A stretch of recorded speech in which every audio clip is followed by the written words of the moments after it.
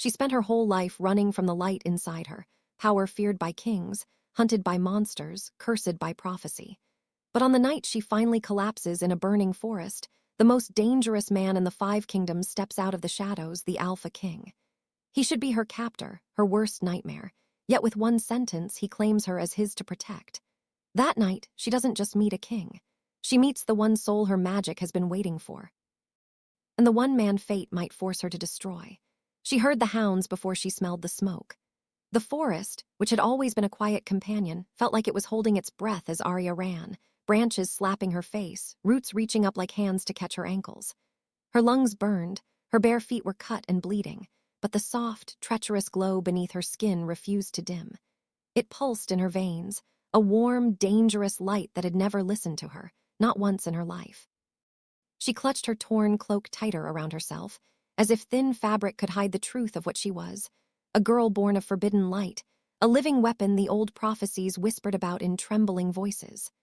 Behind her, men shouted orders, steel clanged against steel, the distant thunder of paws grew louder. The Moonridge hunters had found her cabin at last, had burned what little life she had built in that forgotten clearing. She had seen the flames licking the walls where she'd slept since childhood, had heard one of the soldiers laugh as he kicked over the table her guardian had carved for her. Now every breath she took tasted like ash and betrayal. "Keep running," she told herself, even as her legs trembled. "Don't let them cage you, don't let them use you." Then the air around her shifted, heavy, charged, like the moment before lightning strikes. A growl rolled through the trees, low and ancient, vibrating in her bones. Arya skidded to a stop just as a shadow stepped out from between the black pines. A tall, broad-shouldered man in dark armor trimmed in silver, his cloak stirring with a wind the forest hadn't made. His presence swallowed the night. Power coiled around him, not like hers, wild and bright, but deep, primal, and undeniable. His hair was as dark as a raven's wing, falling over a sharp, commanding face, and his eyes flickered in the moonlight like molten gold, feral and intelligent all at once. Every instinct Arya had screamed at her to run, yet her body refused to move. She knew who he was. Everyone knew, from the highest towers to the lowest taverns. Kaelin Draven, Alpha King of the Five Packs, the untamed crown, the man who turned battles with a single roar. "You're far from your little cabin, little light," he said quietly, his voice a smooth, rough-edged promise that made the world narrow to just the two of them. He looked her over, not like prey, not like a prize, but like a riddle cut out of starlight and fear. The magic in her blood surged toward him, as if recognizing something in him she didn't understand, something old and inevitable. She took a step back, her heel brushing the edge of a hidden drop, and his eyes flicked to the cliff behind her. His jaw hardened. "Careful," he murmured. "If anyone is allowed to take you from this world, it isn't gravity." His words confused her, but what terrified her more was the strange safety she felt just from him standing there. She didn't know yet that, on this cold night, between the howl of wolves and the silence of the moon, her fate had finally decided to stop chasing her, and had chosen to stand directly in front of her instead. He closed the distance in slow, measured steps, giving her more space than any hunter ever had. But his presence, his aura, filled the forest until the trees felt too small to contain him. Arya's breath hitched as he came close enough for her to see the faint, silvery scars along his throat and jaw, to smell the clean, wild scent of pine and storm on him. She could feel his power brushing against her light, testing it, as if his very soul were scenting the shape of hers. "Don't come closer," she forced out, raising a trembling hand. The glow beneath her skin shimmered against her will, responding to her fear to his nearness. Kaelin's gaze dipped to her fingers where threads of gold light were leaking through, illuminating the night like liquid dawn. Instead of recoiling, his expression darkened with something like recognition or hunger. "So it's true," he said, more to himself than her. "You're the one they're chasing, the girl of the old songs, the light bringer." She flinched at the title, shaking her head. "No, I'm nobody," she lied, because being nobody was safer than being the girl kings and monsters wanted to claim. Behind her, the baying of the hounds drew nearer, snapping branches and trampled undergrowth echoing the chaos she'd left behind. He tilted his head slightly, listening. "Moonridge hounds," he muttered, his lips curling with disgust. "They hunt what they don't understand." His eyes cut back to her, sharper than a blade. "You're not safe out here." "Not alone." She swallowed hard, throat tight. "I've been alone my whole life." The wind played with the edges of his cloak, making the wolf sigil on his armor catch the moonlight. That ends tonight. In one fluid motion, he shrugged off his cloak and moved closer, ignoring her flinch as he swept it around her shoulders, hiding the betraying glow of her magic. The weight of it settled over her like a shield and a claim. She stared up at him, stunned by the quiet, unexpected tenderness of the gesture. No one had ever covered her before. The world had only ever tried to strip her bare. "Trust me," Kaelin said, voice softer now, but there was command thrumming through each word. The command of a king used to obedience, of an alpha used to being followed. "Or don't. But if you stay where you are, they'll chain you, drain you, and hand what's left to the highest bidder." He stepped past her to stand between her and the sound of the approaching hounds, his body a living wall of muscle and fury. "Stay close." Behind me, a dark, wicked part of her that had been beaten and chased and hunted whispered that maybe, just once, it was allowed to believe in someone stronger than the things trying to kill her. Against everything she knew, she moved to his back, gripping the edge of his cloak like a terrified child. "Why are you helping me?" she asked. Kaelin didn't look back, but his answer came low and certain. "Because you're mine to protect now." The words lodged in her chest, foreign and dangerous, but they burned there in a way that felt a lot like hope. The journey to Aldervale felt like a dream she had no control over, stitched together with cold wind and the rhythmic thunder of hooves beneath her. Kaelin had lifted her onto his black warhorse with a gentleness that contradicted the brutal strength she'd seen in his hands, then mounted behind her, one arm braced around her waist to keep her steady. Every bump and sway pressed her back against the hard plane of his chest, and though fear churned in her bones, another traitorous sensation slipped in between the cracks: warmth.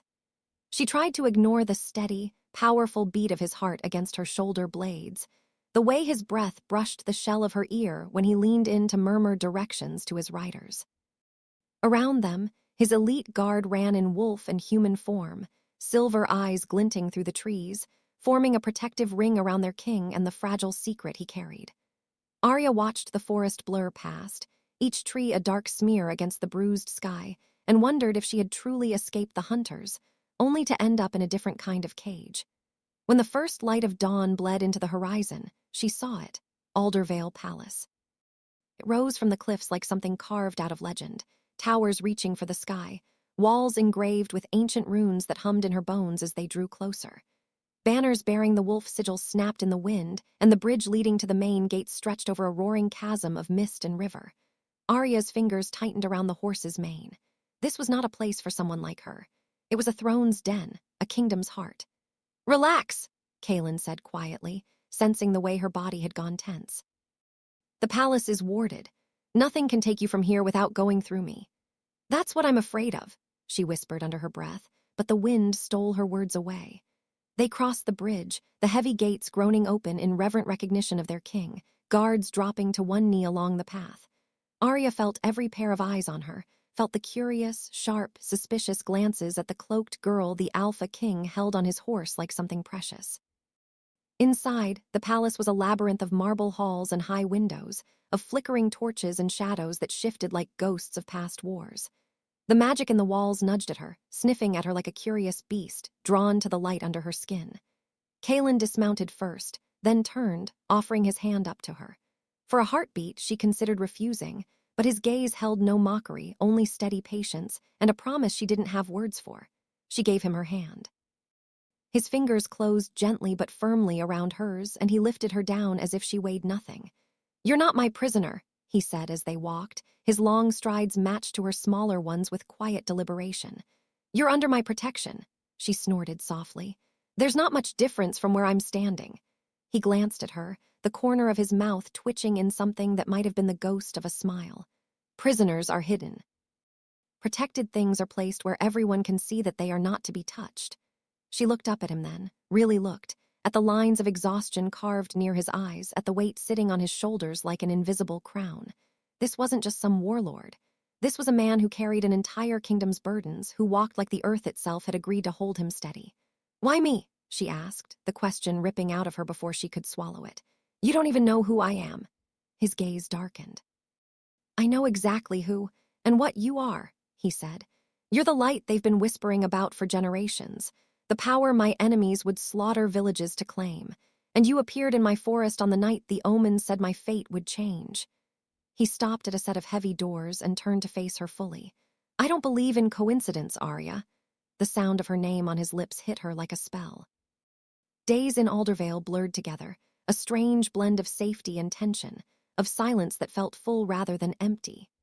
Arya had a room now, larger than the entire cabin she'd grown up in, with a balcony that overlooked the mist-drenched valley and a bed so soft it made her suspicious. She didn't trust comfort. Comfort always ended in fire. But she couldn't deny the fact that no one here tried to lock her up. No one dragged her before a council or shoved chains on her wrists. She could walk the gardens, wander the echoing corridors, explore the library with towering shelves and dust motes dancing in beams of light.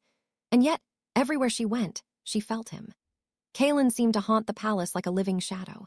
She'd catch glimpses of him training with his warriors in the courtyard, shirt discarded, scars like silver rivers tracing the lines of his muscled back. The air seemed to grow thicker when he moved, as if the world itself paid attention. She'd pass him in the hall and feel his gaze brush over her, quick assessing, never inappropriate, but so intense that her knees sometimes wanted to forget how to function.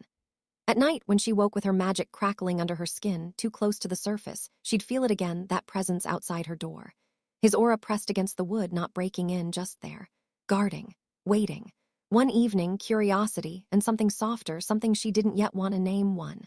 She opened the door. The corridor was dimly lit, shadows stretching long along the stone floor. Kaelin stood with his back to her wall, arms folded across his chest, head tipped back slightly as if listening to distant storms only he could hear. His eyes opened the second the door creaked, golden gaze locking onto her with unnerving focus. "Couldn't sleep?" he asked. There was no surprise in his tone, just quiet knowing. "You were out here," she said, as if that weren't obvious. His gaze flicked down the length of her, bare feet, nightdress, the faint glow at her throat she couldn't quite tame, and returned to her eyes with deliberate restraint. "You flare when you dream," he answered. "Your magic, it spikes like it's searching for something to anchor to. The wards hum loud enough to wake half the palace." Heat washed over her cheeks. "So you babysit me." Kaelin's lips curved, a hint of humor igniting in that usually stoic face. "I guard you." He pushed off the wall and took a single step toward her, stopping when he was close enough for her to see the flecks of darker amber near his pupils. "Babysitting implies I think you're helpless. I know better." A silence stretched between them, thick and fragile, like ice forming over deep water. "Come," he said abruptly, breaking it before it broke them. "I want to show you something." She should have said no. Instead, she followed him through the sleeping palace, bare feet whispering over stone. He led her to a secluded courtyard, where the sky lay open above them, stars spilling across it like scattered diamonds. In the center stood an ancient stone circle, runes etched deep into the pillars, faintly glowing in answer to something only they could hear. "What is this place?" she asked, her magic stirring, curious. "Where the old kings swore their oaths," he replied, "and where the bond between Alpha and Moon was once made visible." His gaze slid to her, searching, weighing. "Try," he said softly. "Let the light breathe, just a little. I'll keep it from drawing the wrong eyes." His confidence in his ability to shield her made her chest ache. Arya inhaled slowly. For once, she didn't fight the magic. She exhaled, and the light poured through her skin in thin veils, curling around her fingers, swirling in the cold air like threads of dawn.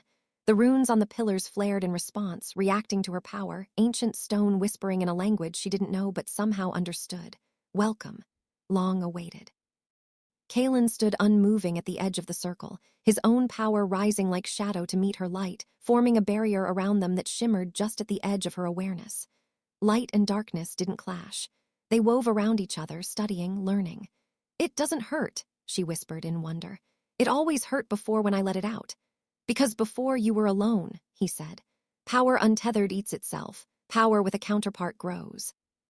The word counterpart hit her with more force than any physical blow.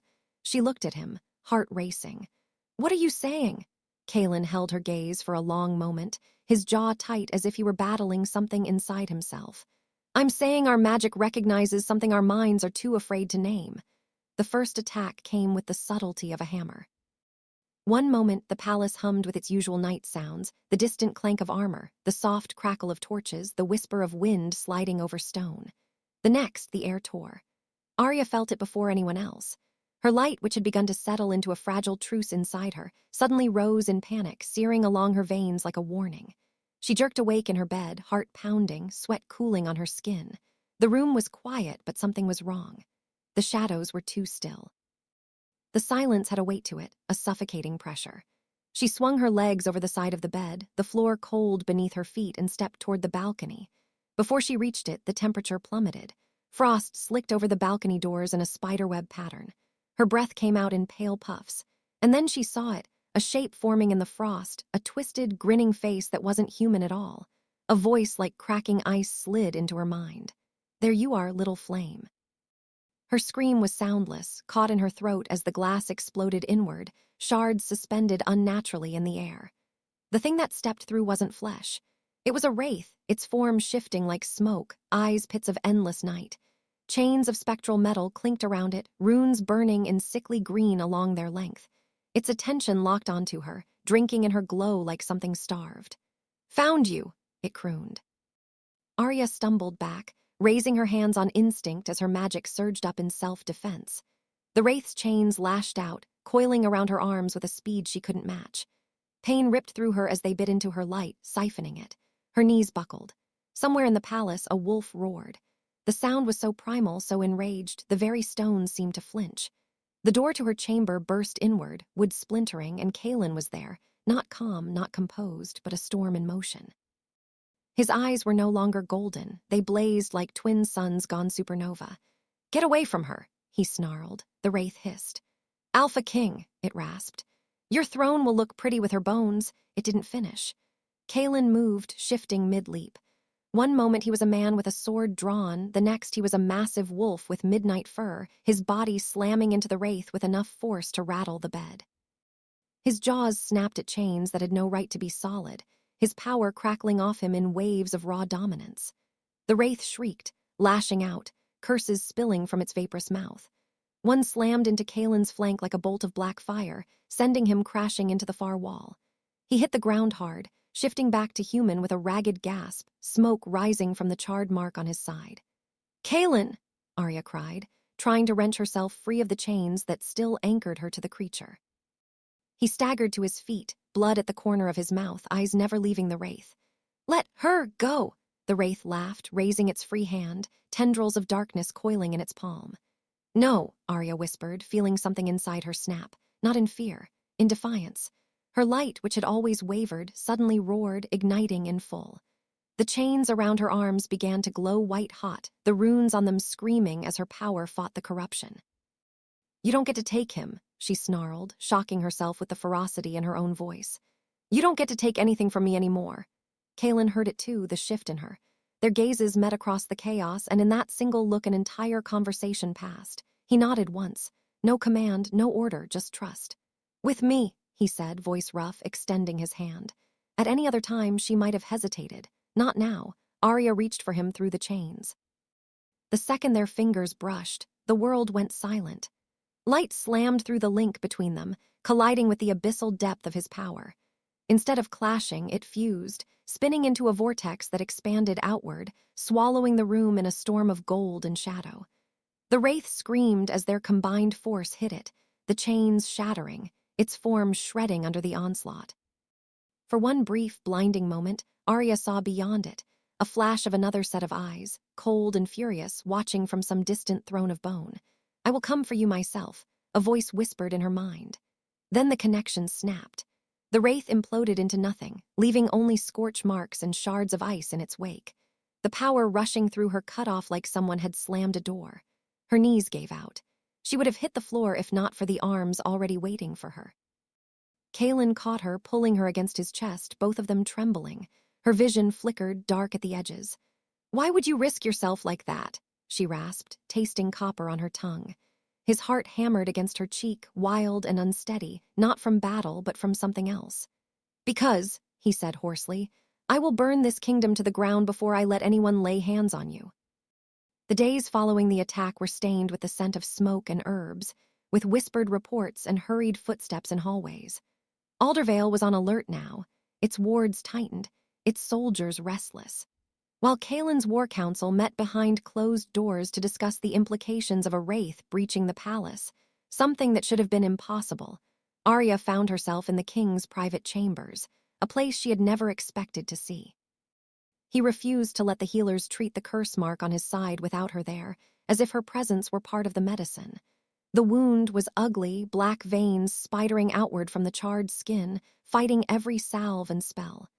"It was meant for me," Arya said quietly, fingertips hovering an inch above the injury. "I felt it. It was designed to bind my light. It shouldn't have been able to cling to you." He sat on the edge of the bed, bare-chested, posture deceptively relaxed despite the agony she knew he was in. "Shouldn't have," he agreed. "But it did. It underestimated how stubborn I am." His attempt at humor made something fragile in her chest loosen. Still, guilt gnawed at her. "If I weren't here, you wouldn't be hurt." "If you weren't here," he countered smoothly, "that wraith would have torn through village after village until it found you. I'd rather it bleed me than burn my people." The simple conviction in his tone made her throat ache. She hesitated, then let her hand settle over the wound. Her magic flinched at the touch of the curse, recoiling, but she held it firm. "I can try," she whispered. "I've never healed anyone like this before. I don't know what will happen."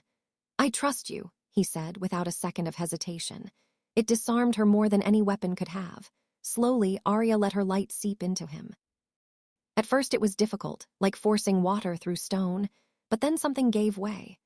The curse fought back, hissing and twisting, trying to sink deeper, but her power clung to his like a determined flame refusing to be smothered.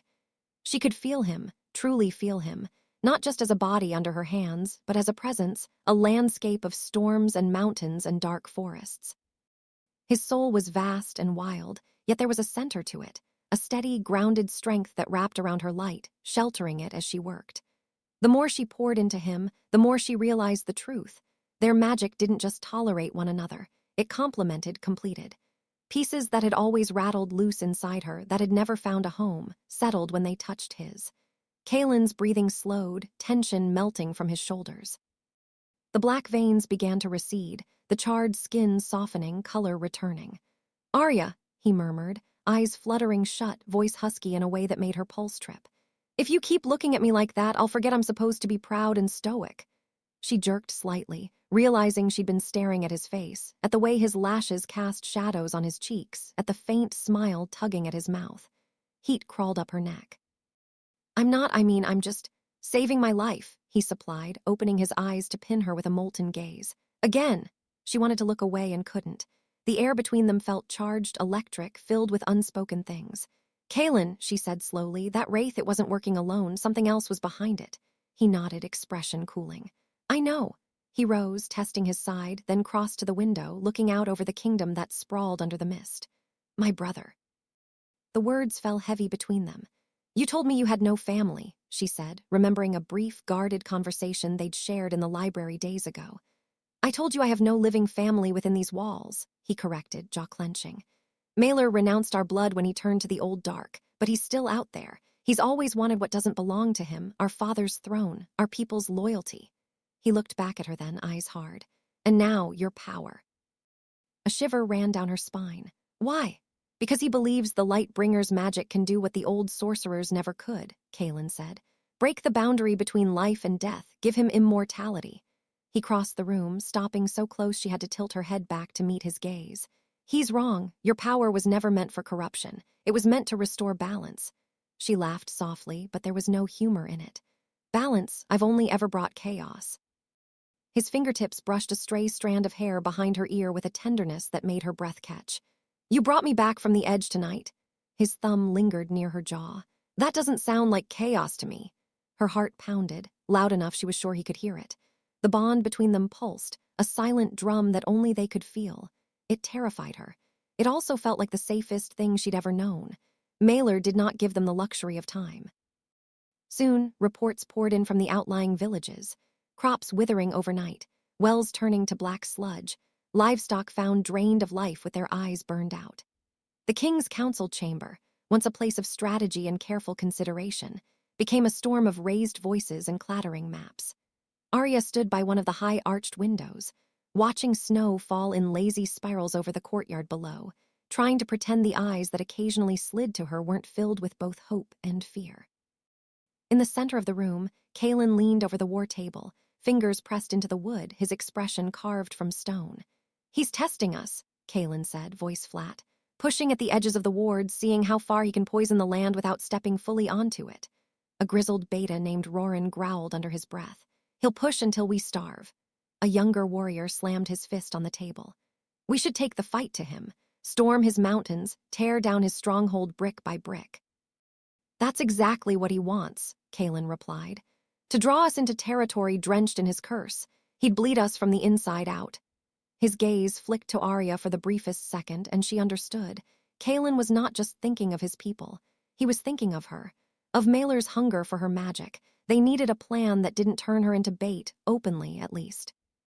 That night, as the council disbanded in tense clusters, Kaelin and Arya found themselves alone at the war table, the candles burning low. Maps lay scattered between them, lines marking borders, mountains, rivers. Arya traced one finger along a mountain range inked in dark strokes.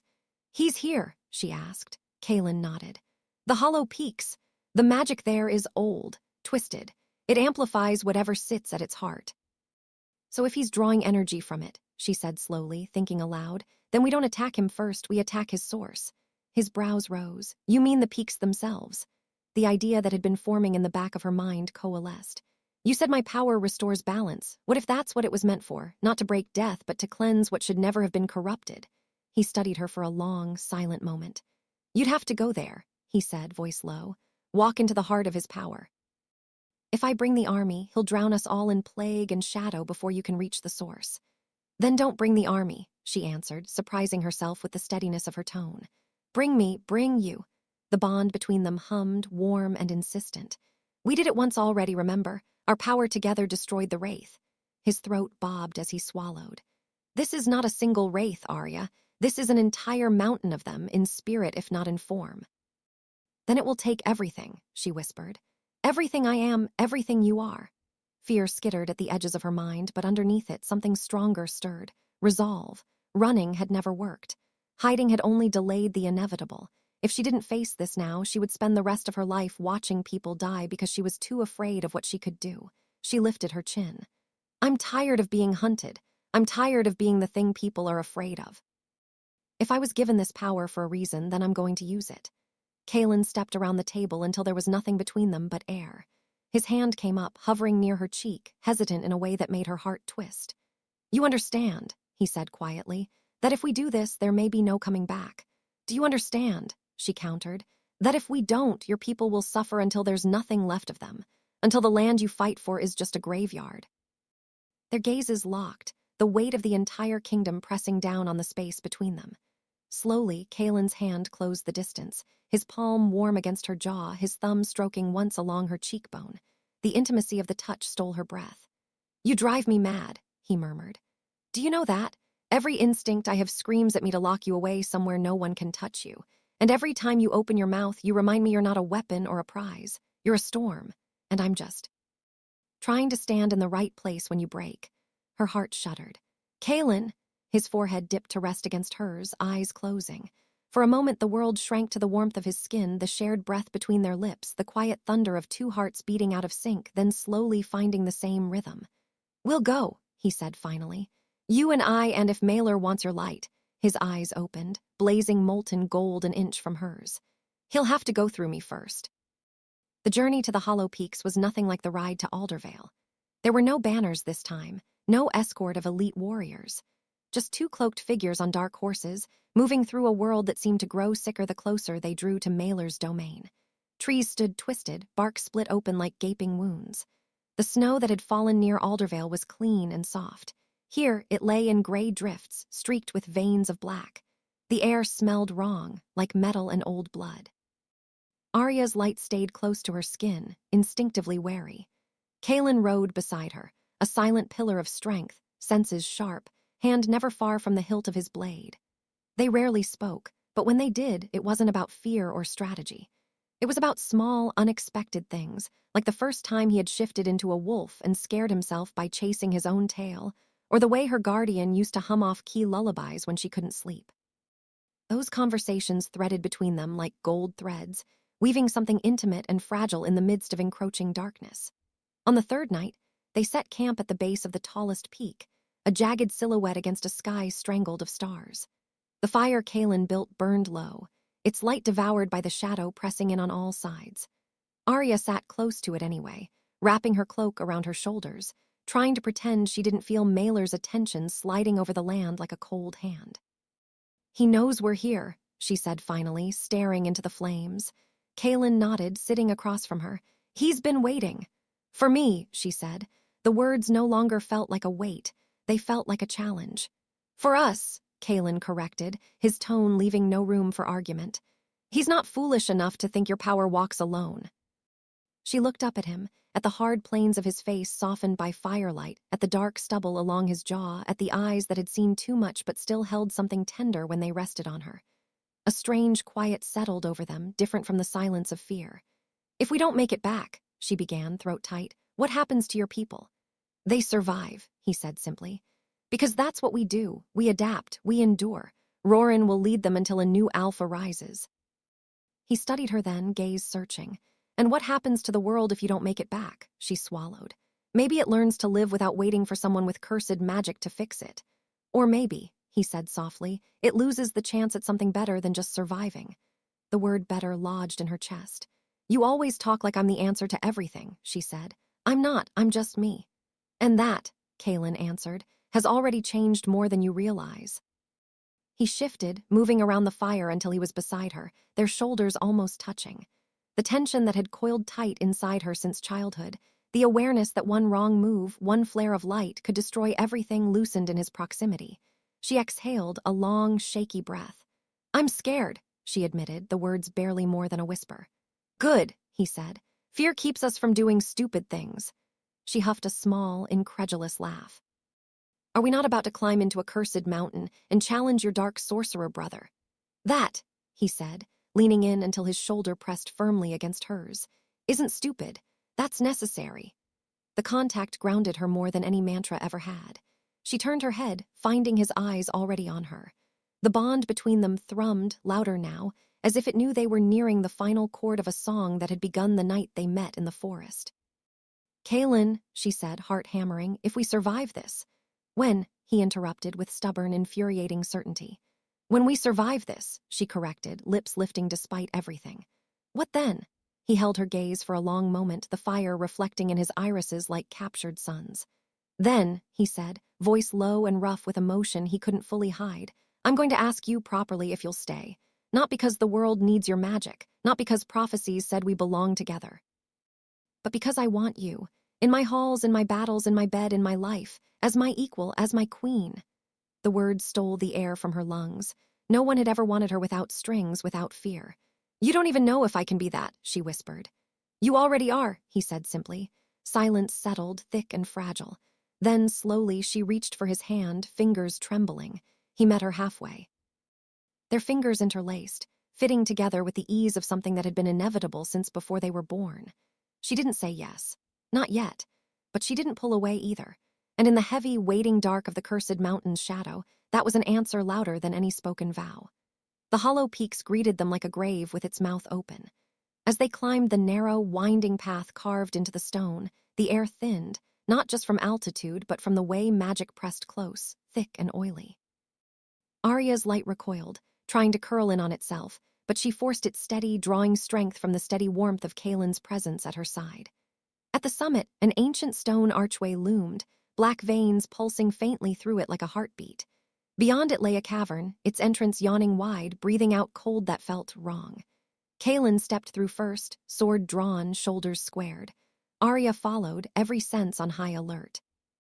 Inside, the cavern expanded into a vast chamber lit by no natural flame. Sickly green fires burned in braziers made of bone and twisted metal, casting leering shadows on the walls. At the far end, on a throne forged from fused skulls and shattered stone, sat Mailer. He was like Kaelin and yet not. Where Kaelin was broad and solid, Mailer was lean, almost gaunt, his dark hair hanging in tangled waves around a pale, sharp face. His eyes, once the same molten gold as his brother, now glowed an unnatural acid green. He smiled when he saw them, a slow, predatory curl of lips. "Brother," he drawled, "you brought her, how obedient of you." Kaelin said nothing, but the muscle in his jaw jumped. Arya stepped forward, refusing to cower. Mailer's gaze slid over her, lingering on the faint glow at her throat, the light she refused to extinguish. "So this is the famed light bringer," he said. "Smaller than I imagined, but oh, so bright." His voice slithered over her nerves like a cold hand. "You've caused me quite a bit of trouble, little flame, all that running, all that hiding." "You sent hunters," she said, anger burning away some of the fear. "You sent a wraith into a protected palace. You poisoned villages to make a point." Mailer laughed, the sound echoing unpleasantly. "I did what needed to be done. Power like yours doesn't belong in the hands of children or cowards. You should be honored." "I intend to use you to reshape the world." Arya's stomach turned. "You mean destroy it?" "Creation, destruction, two sides of the same coin," he mused, rising from his grotesque throne. "With your light and my control, we can tear down the boundaries that keep us chained to mortality. Imagine it, little flame, no more death, no more endings, just endless power." "That's not living," she said sharply. "That's rotting slowly forever." Mailer's eyes flashed. "You sound just like him," he sneered, jerking his chin toward Kaelin. "Always whining about balance and honor and the natural order." He raised his arms, and the very stone beneath their feet shuddered. "Nature is weak. I will replace it." The mountain responded to his call. Shadows poured from cracks in the walls, coalescing into writhing forms, half wraith, half corpse, their eyes burning with the same sickly green as Mailer's. They surged forward like a wave. Kaelin stepped in front of Arya, wolf magic rising off him in a visible aura, his roar shaking stalactites from the ceiling. He met the first wave head-on, blade flashing, shifting mid-strike to tear into corrupted flesh with claw and fang, then shifting back, a fluid dance of brutality and grace. "Go!" he shouted over the din. "Find the heart!" Arya hesitated, watching him fight alone against impossible odds. Every part of her screamed to stay, to fight at his side. But another voice, quieter yet deeper, whispered the truth.